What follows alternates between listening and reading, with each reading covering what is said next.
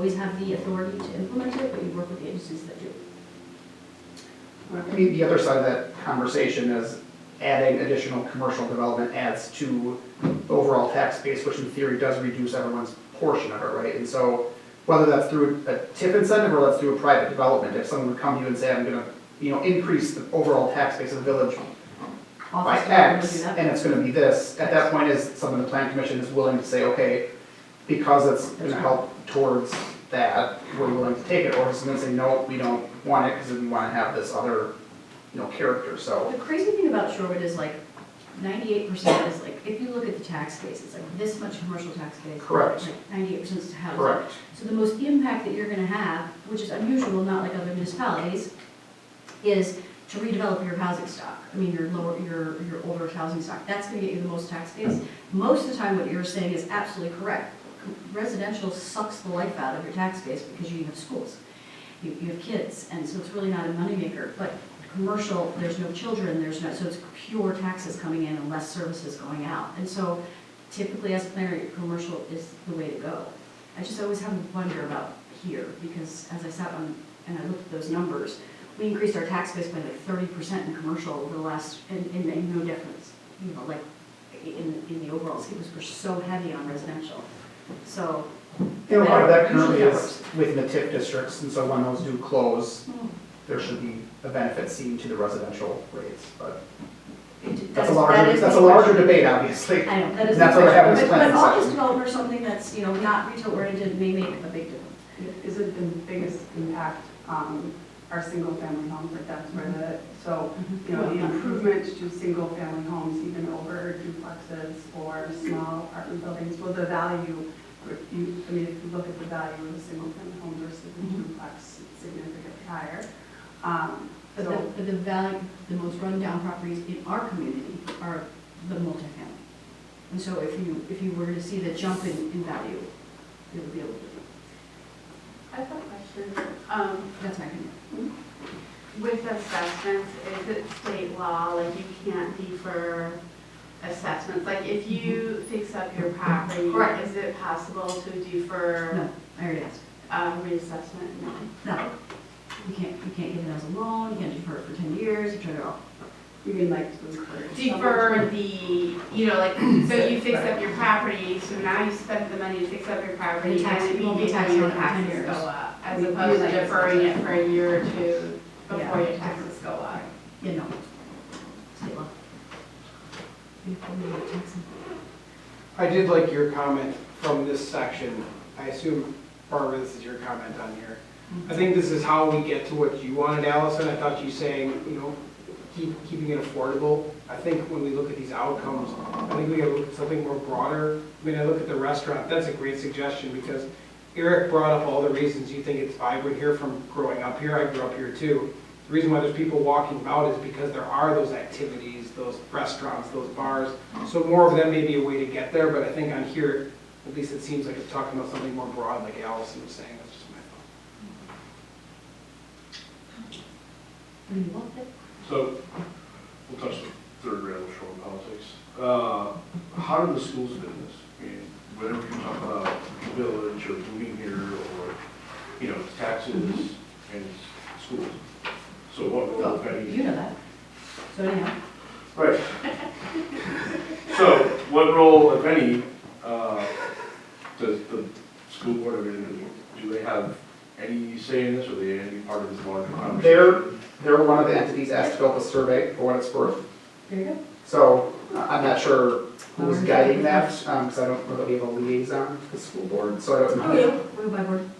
But I mean, what staff member is? Oh, you mean a staff member? That's what I'm saying. I don't know I don't know who is making sure that they actually do fill it out. They could choose not to, or they could perhaps miss it, but I can reconfirm with the village manager that someone is reaching out to them to do it, because they are identified as one of the 20. So there's a very real possibility, potential, that the other government entity in the village that has a fairly large. On economic development, only if you're talking about taxes, is that what you're talking about? All of it, I mean, What else do they who's claim? moving here, why are they moving here, who's staying here? Single family versus duplex, I mean, That is all the village. So the only thing that the school board has is curriculum and taxes. I'm just saying what they have. Yeah, I mean, I understand the function of the school board. What I'm saying is that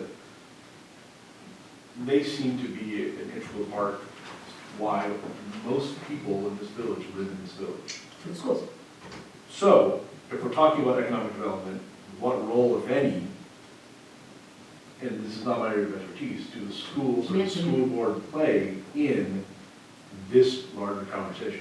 I mean, it seems like it should be more than yeah, we sent over the survey, they might fill it out, they might not, we're not quite sure, we're even talking to them right now. It seems like it's quite a bit more important to this entire process than they may or they may not.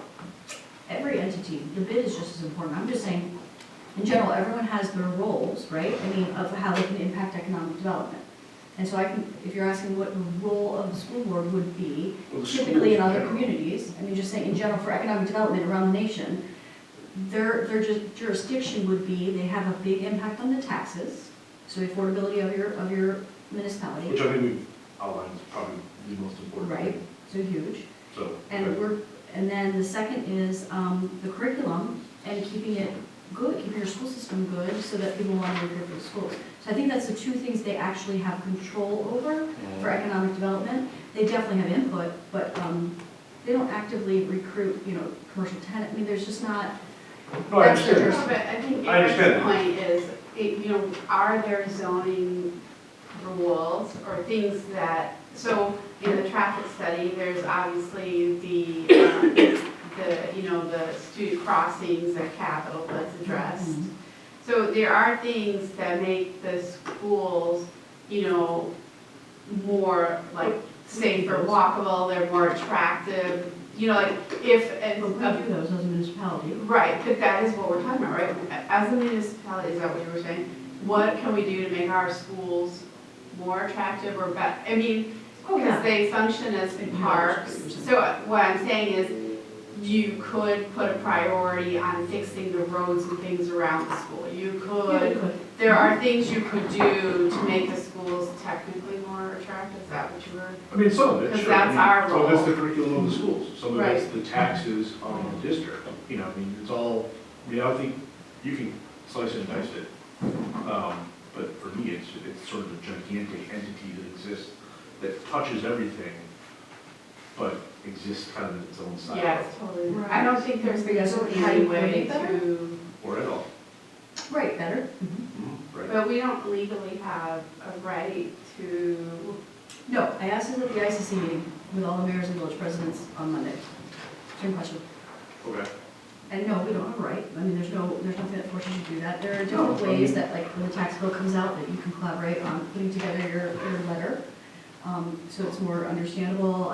There's certain, setup of parameters where you coordinate, but for economic development purposes, that's what we're focusing on. It's the tax rate and the curriculum that they have control over, that we would want to be partnering with them on implementation and on the planning. Those are the two things that entity has. No, I guess to me, it sounds like it's not happening. And to that point, I feel like that's perhaps an answer for question 4.1, that says what's the most important thing the village should start doing. So perhaps if your recommendation is that we need to have more collaboration with the school district, I think that's a great place to put it, right? That is So, perfect. Thank you, Mark. So- That is perfect. so I will note Now, I that. touched the third rail, and I'll read about it later. That's wonderful. Yeah, it comes back again to taxes too, because I know you said majority of people look, but I had looked the other day when we were talking about some of this stuff somewhere else, and I know we're doing a census, that's very Correct. important, and it's part of our role, but in 2010, it was 23% of residents had kids under 18. So that means 77% of people are paying taxes, residents here that don't have kids that use the school. They may used to have had kids, but what does these increased taxes do to our community? Who's moving out then, who's staying, and what does that do for economic development? Again, restaurants, retail, jobs, things like that. I think we gotta look at that as a whole.